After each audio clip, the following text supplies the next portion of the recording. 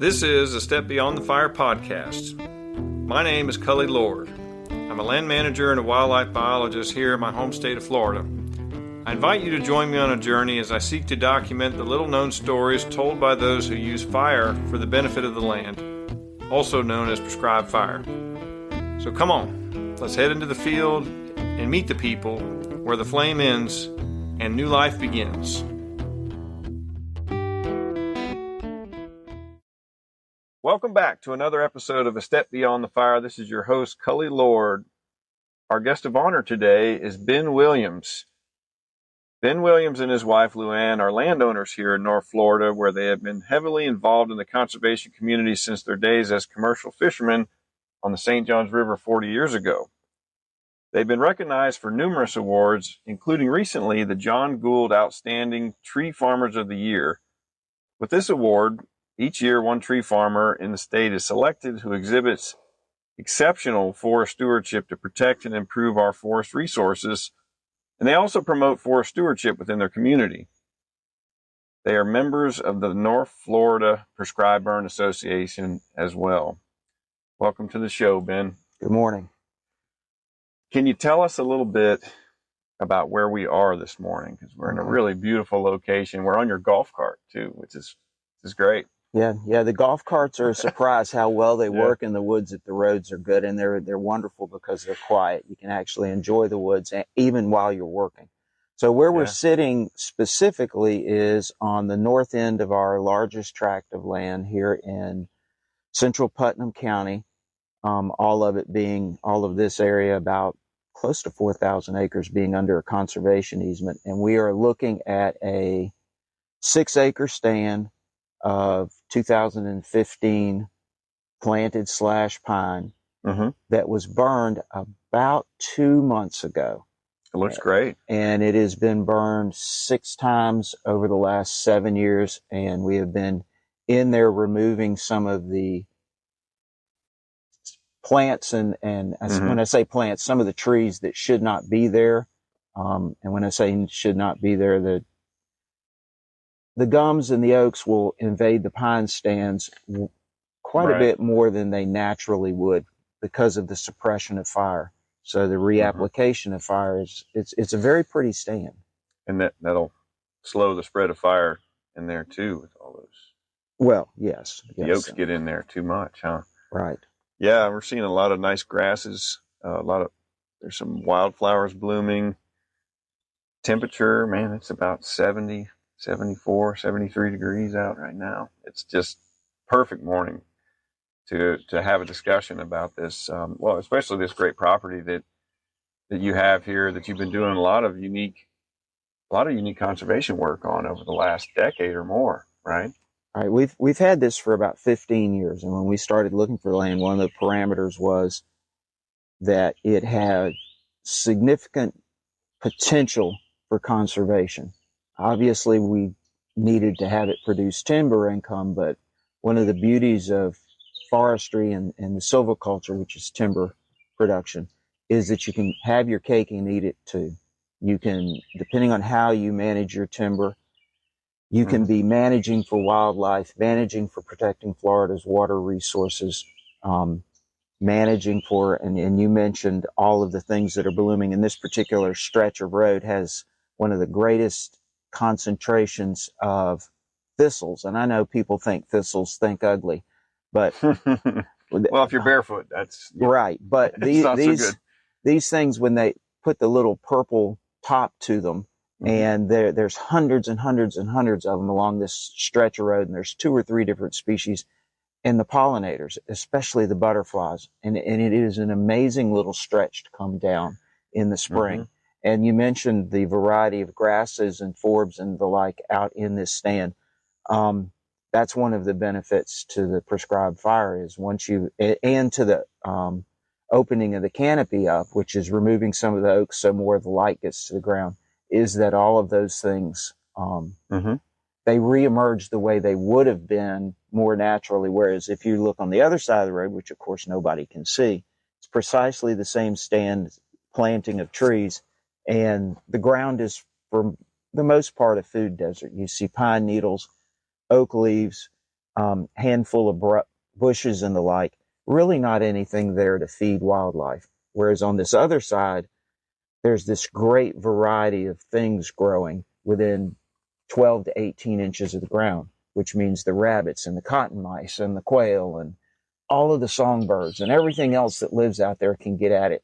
Plus, because of the variety of species, there is something for them to eat every single day of the year. Something is always reaching the point where it's food for some type of wildlife, which is a really big thing.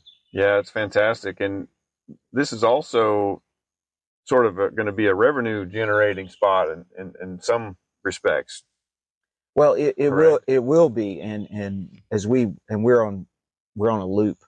This road on the north end, and it's where we've done the greatest amount of fire management. Actually, on this loop, every time we do an outreach event, we will use this loop, and some of the things we do up here are non-income productive. Now, yes, this stand will get marked and thinned in the next few years, and then it'll be continue to be burned and continue to provide all its wildlife resources while it's continuing to grow into larger timber.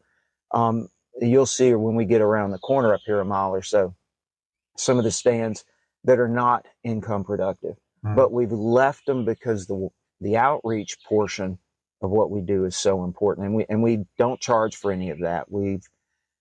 Project Learning Tree has had their people out here, the Audubon Society a number of times, the Native Plant Society, North Florida Land Trust has brought their folks out. We donate trips to St. John's River Keeper and to other organizations. And we had a homeschool group out here a few weeks ago.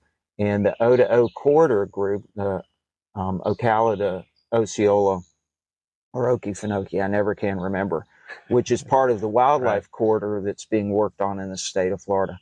They used our facilities for their base camp when they had spent 5 days up here in doing their most recent filming, which was only a month or two ago. And so we're able to use all of this to get outreach for forestry, to make the point that forestry is important, that we can produce income, that we can protect water, protect wildlife, and do all those things in one place. That's a beautiful thing. I've been hearing about this property for a long time now, not just recently. Again, on the last episode, we talked about the Florida chapter of the Wildlife Society. We came out here actually for one of our field trips. It's maybe been close to a year ago now, and that was really the first time I got a chance to come out here and see a lot of this great conservation work that you guys are doing here. So could you shed some light on the story about how you and Louanne became so involved in this particular property and this type of work that you're doing today? All right. Well, we actually need to go back 40 years, and you mentioned the commercial fishing. Yeah. Well, 40 years ago, we were working St. John's River pulling crab traps out of a little rickety 16-foot boat. Back then, you could still run gill nets legally, and we would set gill nets to catch stink shad, a.k.a. gizzard shad, to use for bait. And it was worse than I'm even making it sound, okay? But one of the things you discover real quick when you're commercial fishing for a living is, and it happens in a lot of other industries, whether it's you're a fishing guide or whatever. There's lots of places you'll discover this, but you realize that if the underlying resource is not healthy and productive, your income is gone. Your livelihood goes. Your livelihood is gone. The ability to pay for your kids' clothes and the culture that goes with having that in Florida and having that in the Southeast United States. You have to protect the resource to have the culture continued forward. And now we have the whole thing of eating local. Well, nobody thought about that back then, the whole concept of eating local, even though we were eating local. Well, if you're going to produce food and here, fiber. Well, anyway, having realized very quickly that we needed to protect the water, we started participating in environmental efforts. First with Stewards of St. John's, and then I was one of the founding members of St. John's Riverkeeper, which is 23 years ago, I guess now at this point. Spent 12 years on their board, and we still donate money to them and participate in their work. In fact, they were at the dock at the house the other day doing some water sample tests. And so that's amazing. From our standpoint, it's always been, I know it sounds terrible, but it's a mistake that those of us who are environmentally minded often make, is to bring the economics of the thing to the top, bring it forward, and make the case that this is not touchy-feely we're doing here.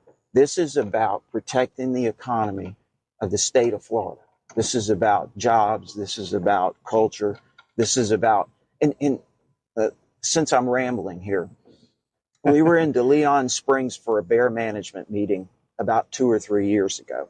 And Louanne and I provide nuisance bear response for the FWC here over 6 or 7 counties in Northeast Florida. Anyway, we were down there at the meeting, and at the kiosk, there's a sign, and it's an old sign, and there's some verbiage in there. And it talks about up until 1972 being when Disney showed up, the number of attractions that there were in Florida, and what it was that almost all of those attractions keyed on.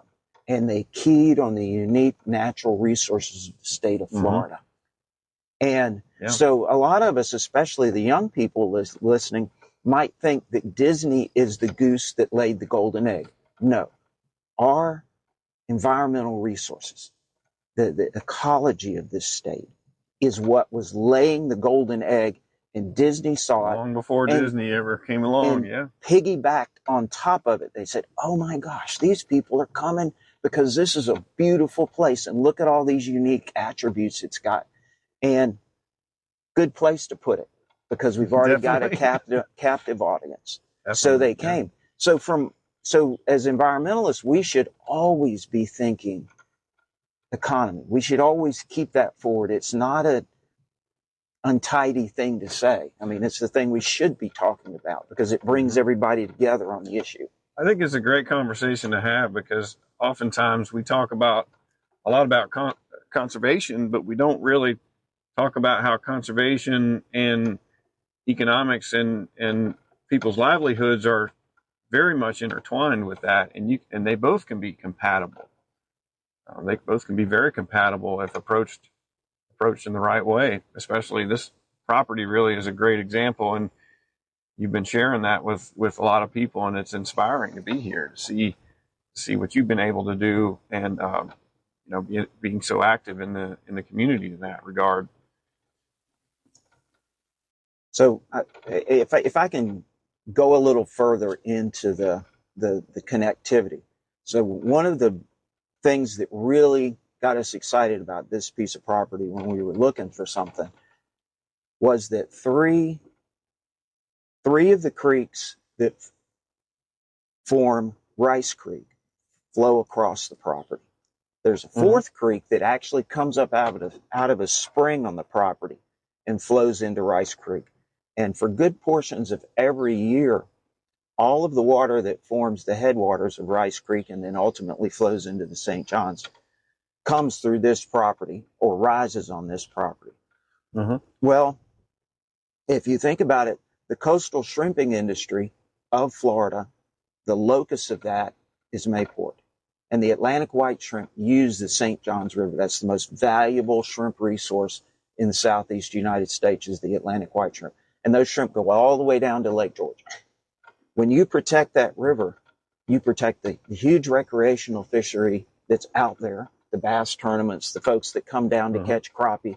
Just the fact that it enhances the value of the homes that are in the area because people have access to that healthy resource. All of that is economy. And you can't protect that without protecting the land. That was something that we would discuss at Riverkeeper. And of course, you have mission creep if you get to attack too much as an organization. So we could never deal with the land issues. But there are great organizations that do deal with the land issues, the North Florida Land Trust, the Alachua Conservation Trust, and there's quite a few others. But so one of the things that really fired us up about this was the fact that we were going to be able to protect the waters and the land, that so mingling, all that interconnectedness of it. Yes. Now, the River Keepers organization, are they involved more on the advocacy side of things, or how does their organization work? Okay, it is mostly advocacy, but they do hire scientists. The reason they were at the house the other day, and the listeners may or may not know, we have had since Irma and Matthew a dearth of grasses in the St. Johns River from the south end of Lake George, Crescent Lake, all the way to Jacksonville. And when I say a dearth of grass, it is barely there. There are areas that are sand. And what exactly caused that and what is preventing it from coming back, nobody's real clear on. Lots of work's being done. FWC's working on it. Water Management District has had quite a few discussions on it. The River Keeper was coming by because we'd done some fencing out, small fence out section at our house, to see if that will allow the grasses to grow. And they were just a little bit of science, but mostly advocacy and mostly carrying the stick of potentially going to court if the agencies don't do their job. Because we actually have, at least my opinion, we actually have fairly good regulations in the state of Florida for protecting these things. What the problem always seems to have been to me and to a lot of us is that the agencies, when they try to be aggressive and try to hold the standard, they don't get any support. They don't get political support. Well, they need political support. So that's where the advocacy part comes in. Let them know there's support for them doing their job out there. Sounds like a great mission. Really great mission. Be involved with that. And so you've had a lot of influence in many different types of organizations, from what I'm hearing. One of which also is one I mentioned earlier when we first got here, which is the North Florida Prescribed Burn Association. Now, we're looking across your property here, and I see a lot of great examples of recently burned areas, and you guys are actively using fire, which really is in our terrestrial systems, it's kind of the common denominator, right? It influences many different things, even the watershed and sort of this equilibrium of life that we have in our terrestrial systems. And that's how I met you originally, was through my involvement as a state agency member. I believe we were either at a prescribed burn, a meeting of the Fire Council. There it is, Fire Council meeting. Yeah. I think that may have been where I first met you, but let's talk about the PBA, for North Florida Prescribed Burn Association, or PBA for short. Can you tell me a little bit about your involvement with that? Okay, this goes back, gosh, it's got to be 6 years now. One morning, during burn season, Louanne and I had an area we wanted to burn, and it's kind of a long story, and couldn't get to it that particular day. And I'm sitting in there and I'm thinking, there needs to be a way for landowners who are like-minded to be able to cooperatively help each other. But we don't know how to do that. We don't know where each other is. We don't have any communication with each other. And so I sent that morning a long letter, sent it to the head of the FWC and to the head of Florida Forest Service. Well, it just so happens that letter to the FWC happened to cross the right desk while they had already started having internal discussions about prescribed burn associations. In fact, there weren't any in Florida, and that it would be helpful. So it was the perfect time. It was perfect timing. The private, what do they call them? The private lands biologist groups within the state. There are biologists the FWC has that will go out and give technical assistance to landowners. If a landowner wants to enhance their land for wildlife, FWC has biologists that will go do that. And there's an old Japanese proverb about the raised nail gets the hammer. Well, I happened to put my head up at the wrong time, and FWC said, aha, with the big eye, there's one. And they immediately, and this is good public management, because what they did was they facilitated. They sent out the emails. They helped us get places to have meetings. One of their private lands biologist leaders would chair some of the meetings. They didn't really spend any money. No public dollars were really spent that amounted to anything. But over the course of a couple of years, they nurtured us along. We gradually, with the status afforded what we were doing by having the FWC involved, it was easier to get landowners to sort of come and pay attention. And we ended up forming an organization. It is properly, a retired law professor from the University of Florida, Richard Heyman, he's a member, helped us write the bylaws and get everything incorporated properly. And we followed the script that you're supposed to do. And today we might be up over 100 members of that at this point. Wow. And we impressive.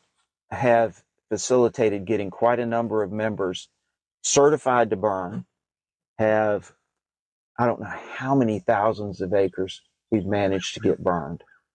And so it's worked, at least so far. Is this new area that we pulled up to, was this a PBA burn? Yes and no. So we pulled up to this section. What you're seeing right here is 34 acres, or 34 acres.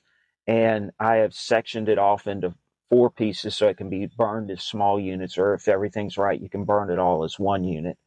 And it has been burned, some of it 6 times, some of it 4, and some of it 3. The section here to the left only 3 times. Two of those burns, it has been technically a PBA burn, in that other members of the Prescribed Burn Association have come and helped. The last time, because this is now, and your listeners can't tell, but you and I can tell looking out here, the fuels are down to the point, and these trees are big enough where you could run a head fire being the hottest, most likely to kill trees fire that you can have in general. You could pretty much run a head fire through here right now and not do any damage to these trees. So the last time it got burned, which was this year, Louanne and I burned all 34 acres by ourselves. Because, wow, really? Yes, because it is the land is now far more, I hate to say natural, but it is natural in composition. The amount of fuel, the fire return interval is more natural. The duff, which is the organic layer that builds up out there when there's not any natural fire or prescribed fire and can smolder and kill trees and also cause smoke issues, is pretty much gone in this stand because of the fire we've applied. So yes, it's a PBA burn, and no, because of the PBA, we've managed to get where we don't have to do it. We don't necessarily need the help. And that's one of the beauties of the PBA is folks that have never put fire on their land but have the idea that they want to, or they're convinced that it's a really good idea, but everybody is, and it's a rational thing, scared of fire.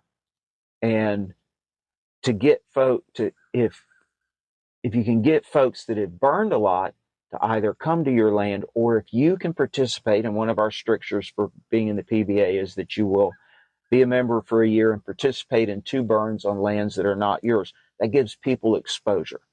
It gives them skin in the game, but it also gets them exposure, and they find out that this is it's not as difficult. It is difficult. It's not impossible. You can do it. You can master it. Especially with support. With support. And leveraging time and energy and resources, across the state, really. But this is more North Central Florida right. focused in this area, but there are other PBAs too in the state now, correct? There is, Tall Timbers is working on having a PBA in West Florida.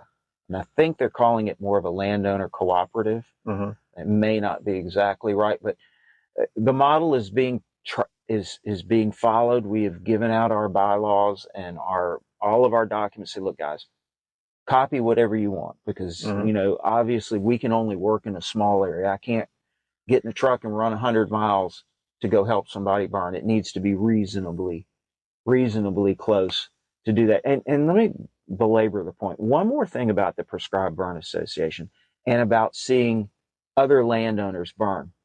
So, and I mentioned Louanne and I burned this 34 acres earlier. So we came out here, we took the tractor, ran the discs around, 2 4-wheelers with water, hand tools, drip torches, and we burned this safely. And yeah, it's incredible. The average person, they can't imagine you can do that. If they were to go and watch a water management district burn, or a park service burn, or FWC, or one of the agencies burn, and they see fire plows sitting on site and type 6 engines with all this water. And all right, yes, a lot of times the agencies are biting off bigger chunks, but they've got all of this massive equipment and all. Sure. Yeah. And the average landowner says, well, I can't do that. But once the land has been burned 1 or 2 times, you can do that. You don't need all of that to do this safely. So last year, and I don't know what the numbers are from this year, but last year there were 56,000 plus prescribed burn permits issued in the state of Florida. Think about how few real escapes that amounted to anything there were. Almost nothing hit the news. And that's proof that the certification, the attention the Forest Service pays to when they're going to issue permits, that all that works. The proof is in the pudding. It really is. We're looking at this beautiful sea of green beneath the pines here. Yep. This is a really beautiful spot here. And so one last question on the PBA. What does it mean to you and Louanne as landowners in this area? You mean, what does the PBA mean to us? Well, it has ended up being more than just a prescribed burn association. It is not just burning. It has been a vehicle for disseminating all sorts of other information about forest management and getting people to interact more with the private lands biologists I mentioned with the FWC. But above and beyond that, we have a number of members that, because people don't understand conservation easements, they think they're losing their land when they have a conservation easement. They don't understand that really what you're selling off is only the development rights, and you retain all these other rights. So one of the benefits of us all being together in this burn association and standing and talking and interacting and discussing different ways to deal with invasive species, and whether or not you should remove when there are an inordinate number of gums and oaks beyond what would naturally be there in a stand, how to do that safely using the proper herbicide so as not to cause a problem. All of those things are benefits of the PBA. But again, going back to the conservation easement thing, we have 4 or 5 PBA members that have some very unique properties. One of them being there in Gainesville up against Little Hatchet Creek. He has a beautiful piece of property. These folks, now that they've talked to other landowners that have conservation easements, Doug Moore just finished conservation easement on his South Prong plantation, which forms part of the headwaters of the St. Mary's River. And it's a big deal. Wow, that is. So to get these landowners together, all of a sudden they understand conservation easements. All of a sudden they'll do that. And we talked about landscape scale conservation.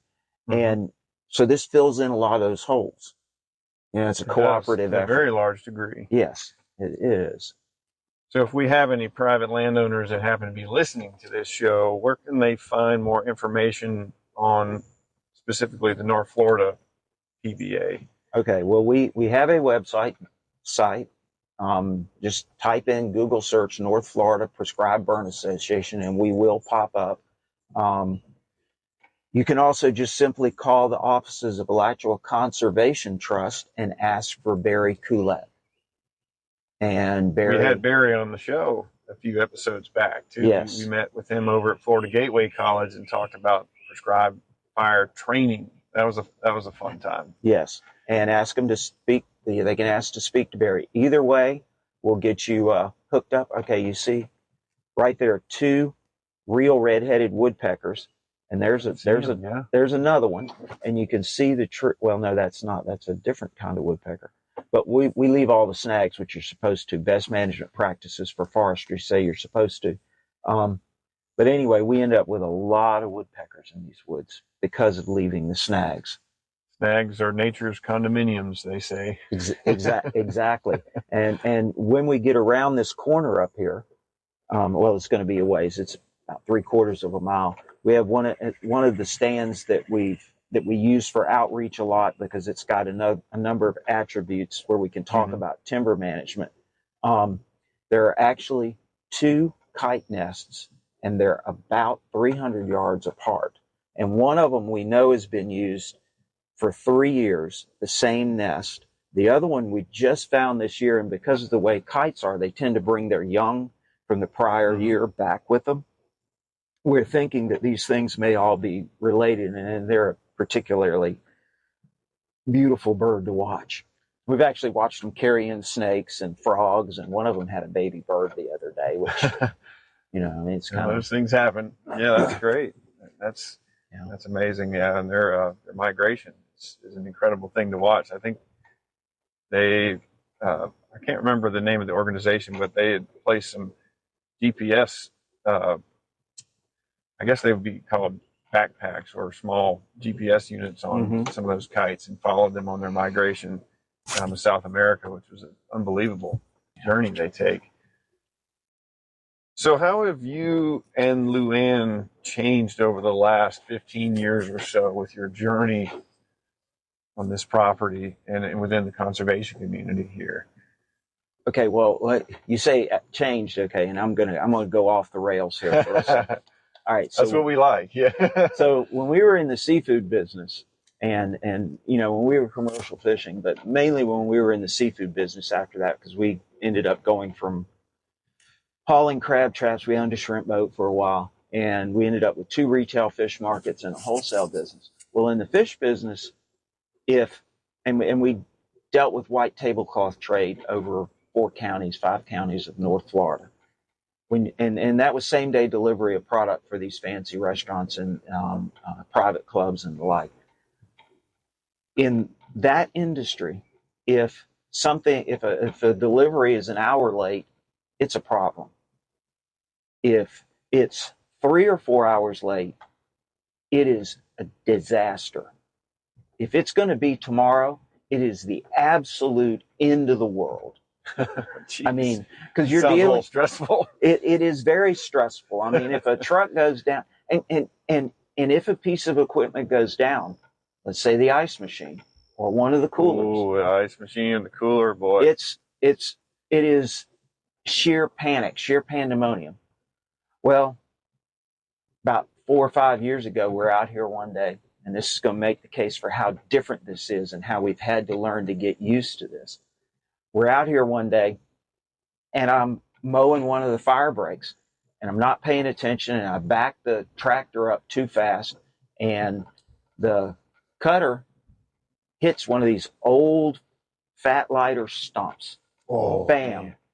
Drive shaft from the power takeoff from the tractor rings off. Here, like, oh my gosh, okay, I'm done for today. So drive back to the cabin, get on the phone, tell Louanne what I've done, call Ryan Manufacturing, say, hey, I broke this shaft. Do you have the parts? No, I don't have the parts. I can get the parts tomorrow. I can probably have it fixed by tomorrow afternoon. I said, okay, fine. I hung up, went in. Louanne says, what did he say? He said, we're going fishing in the morning. And we didn't panic about it. We literally took the boat, went down through Hastings, which is where Rye Manufacturing is, dropped the drive shaft, the broke part, off on his front door at 6 o'clock in the morning, went down to Matanzas Inlet, caught a few fish. On the way back to Matanzas Inlet, swang in there and got it. You could not do that in the fish business. Yeah. And sound like it. We also have gotten to where we understand what we refer to as logger time. And logger time is when because so much of what happens and it was the same way in the seafood industry to a certain extent with water, but so much that happens out here in the woods and so much of the work is dependent on weather, heavy equipment being broke down, breakdowns at the mill where they can't take wood.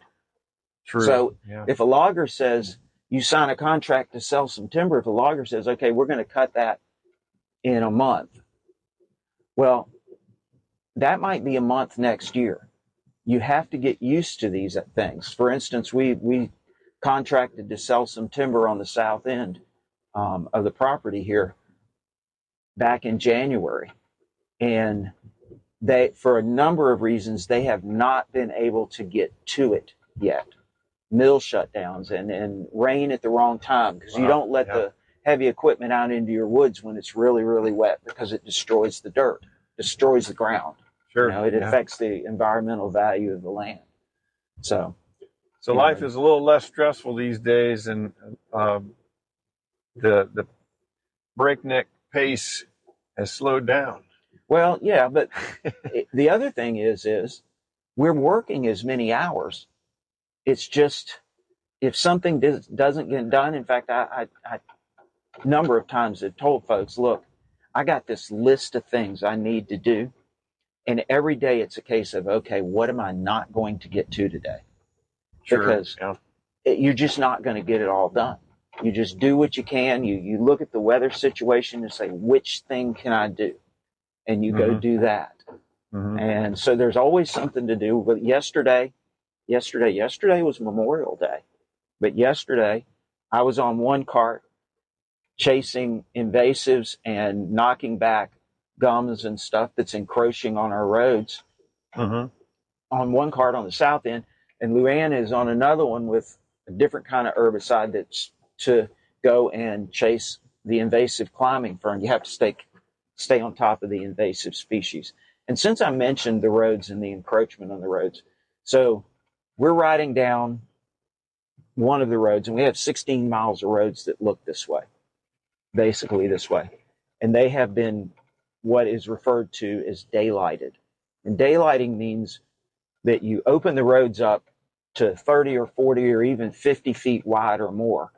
And they don't look anything like a lot of the forestry roads in the industrial forests, where they're bare minimum. They just want them there for when they need to get in and out with equipment, and the forester needs to get in to look at it. And a lot of times they will not be passable. So our forester, Leonard Wood, bless him, he served on the Water Management District Board, and he's always been very good about saying, focus on some of the environmental benefits. You can get a lot of goods besides just money from this. So one of the things he suggested was daylighting the roads, and the Natural Resources Conservation Service, one of the things that they have as something they push is daylighting the roads. So we've gone through here and opened all of these roads up. And opening them up allows the native plants, and you can see the variety as we're riding along here. You've got, what is that? Pale violet. You've got a number of different species of yellow. You got whatever those are, the gentle vines is what we call them. You've got all these flowers, and every week there's a different flower blooming along the roads, which of course means they're available to the pollinators. They're available for the small animals. And we don't mow these roads but one time a year. And we do that starting around the 1st of November, when all the native species had a chance to run their full cycle, set their seeds, provide their value to all the various wildlife for food. And it's a win all the way around. Well, another thing I was going to say is that these roads are very stable. It looks like as well. Well, with all the vegetation on them, they are very stable. And I haven't mentioned the value of, we lease the land for hunting. And you notice there's no trash in the woods. You notice there's nowhere they've been doing four-wheel or any of that kind of nonsense in the woods. We have a bunch of really nice older guys. They follow the rules. Same folks we've had forever almost. I mean, we have very low turnover. And they appreciate the roads. We have them sort of accustomed to the idea, if it's raining and wet, you drive off center of the road so you don't make ruts in the roads, because they benefit from being able to pass these roads whenever they want to during hunt season. So, it's a cooperative mentality. We're taking care of them, they're taking care of the land, by default taking care of us, and it provides income. And since I'm pontificating here, I can imagine that there's a handful of folks that might be listening that are not particularly enamored of the idea of sport hunting. But I would make the case that one of the things that allows landowners to put more money into enhancing for wildlife without having to be as aggressive with timber management and all is the money generated from hunt leases. It is relatively significant. And you also have, if you have good hunters who pay attention and you have a good relationship with them, you have another set of eyes watching the land for trespassers and for people that might, go out there and set wildfires. We actually had on another piece of property we own, somebody stole a truck over in Bradford County, and then it ended up half mile out in the woods, and they burned it in the middle of the night a few weeks ago, and it started a wildfire. Now, the hunters help keep those kinds of things to a minimum. Twice we've had lightning strikes start fires, and both times, because the hunters live in this area, they reported them before anybody else. And that's a big deal. Fantastic. So folks that are not really on with the sport hunting in Florida, you need to rethink that from a rational standpoint. It is ultimately, it's good for the resources. It provides dollars necessary for the management of the resources. Yeah, that's an excellent point. Okay, let me go on. So we mentioned the kites, and we looked at 2 or 3 different kinds of timber stands, and I mentioned outreach. This stand we're looking at over here on our left is 39 acres, and it is second thinned, about 30-year-old loblolly pine. Wow, you can see a long ways across there. You probably see a half a mile across there. Yeah, you can see all the way to, there's a creek swamp back there. It runs across the back end of it. Now this stand, we use it both. If you look at these trees here, you can see some white spots on them. They all look white now. They weren't white when we started out. There from where, and there was 80 acres of this, there's some more of it back over the other way, that was initially 5th row thinned. That means that they take out every 5th row, and then they take out what look like the less good trees along with that. And then about 6 years ago, the trees had grown enough further where they were ready to be thinned again. So Louanne and I walked all over all 80 acres, looked at every single tree, and marked the ones that we wanted to keep. Now, the option, the forester said, look, you got an option. You can either mark the ones you want to keep or the ones you want to take. Well, as you can see, you can't see it as much as it used to be. It used to be so obvious. Be a lot more marking to do the ones that you want to take out, I guess. Well, right? And the other thing is, when you mark the leaf trees, all these trees have marks on them. So you could see the white spots. You could tell which ones Louanne marked because they were about a foot lower. And there was a variety of colors out there, because what we used to mark them with, we tend to be frugal. That's spelled the same way as cheap is spelled. Because we picked up where we saw latex light colored paint. People will put it out by the side of the road to go to the recycle. Pick that up, thin it a little bit, old school Dobbs on sticks. Yeah. And we went out and reused that paint to mark the trees for the thinning. And then this has been burned 5 or 6 times, 7 times now. Recently, this end of it did not get burned this year. It's far enough along. The duff is far enough gone to where we're giving it a year off, because you do need to give some gap, because in a natural fire rotation, 2 to 5 years would be the fire return interval out here. So the plants have sort of evolved with that expectation in their biology. So if you burn it every year, you end up eliminating things that need 2 or 3 years to do their thing.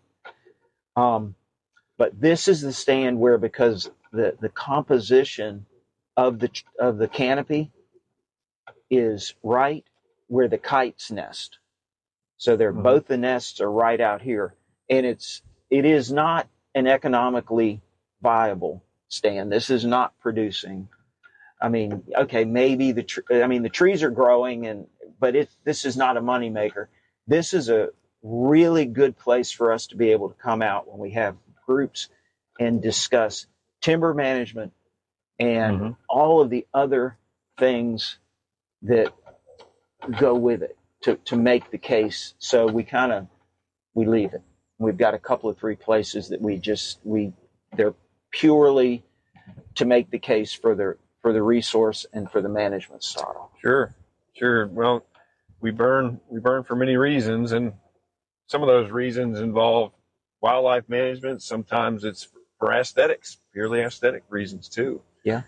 And it can be multiple reasons. And boy, this looks fantastic in here. A lot of sunlight, a lot of more wildflowers, and just another carpet of green across this beautiful site here. And you come out here in October, and a lot of folks don't realize that October, the fall flowers in Florida, especially in the wet flatwoods and also on the sandhills to a certain extent, are better than spring.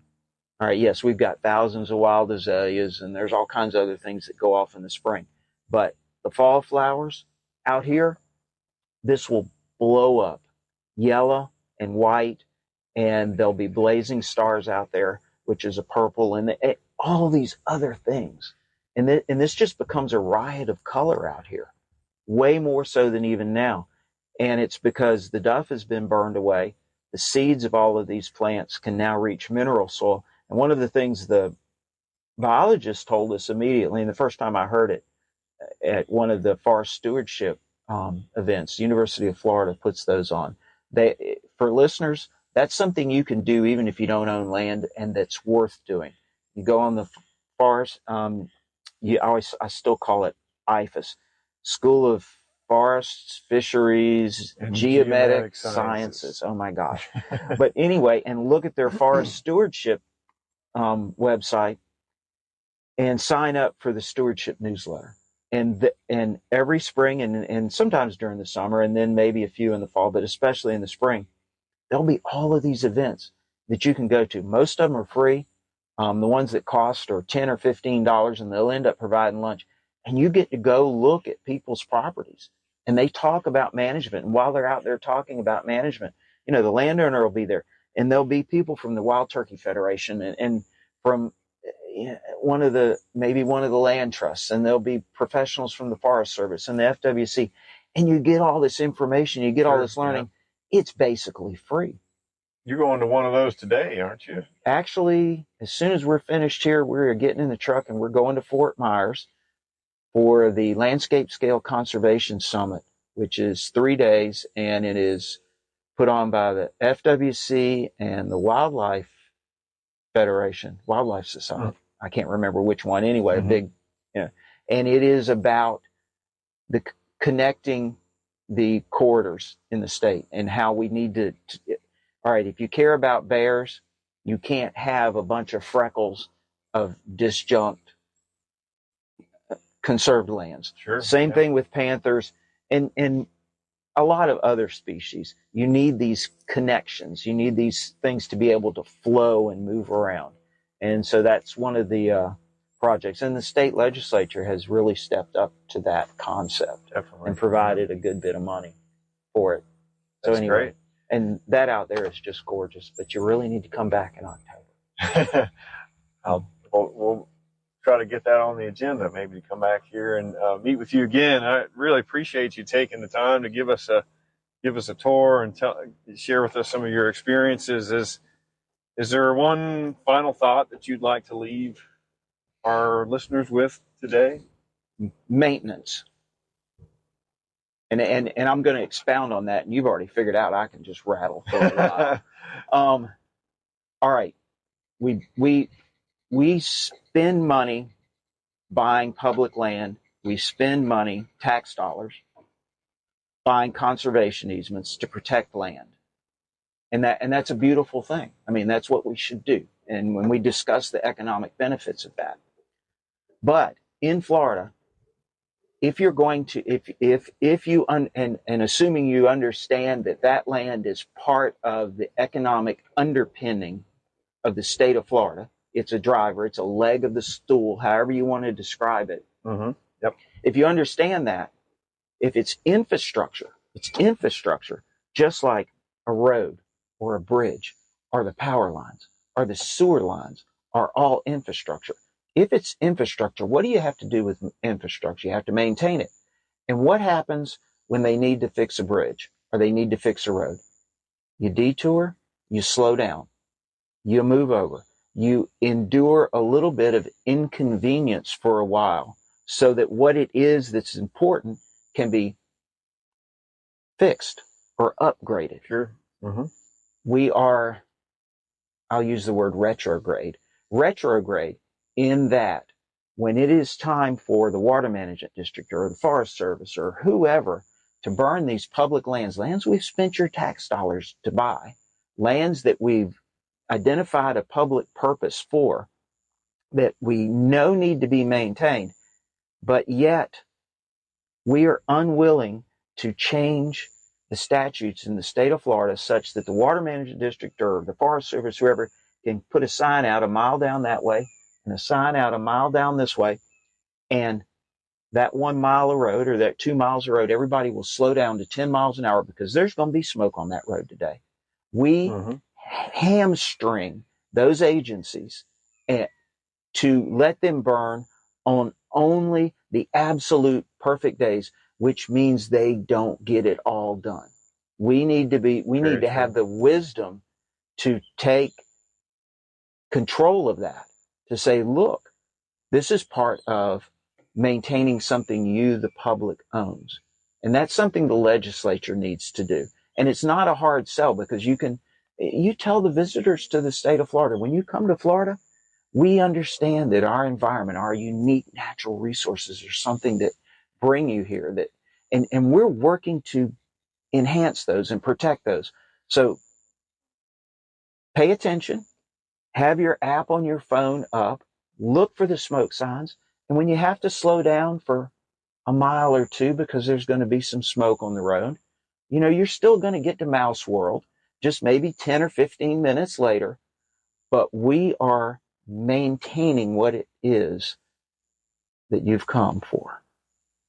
And we need to do that. And so my final thought is maintenance, enlightened legislation that allows us to maintain these lands the way we need to.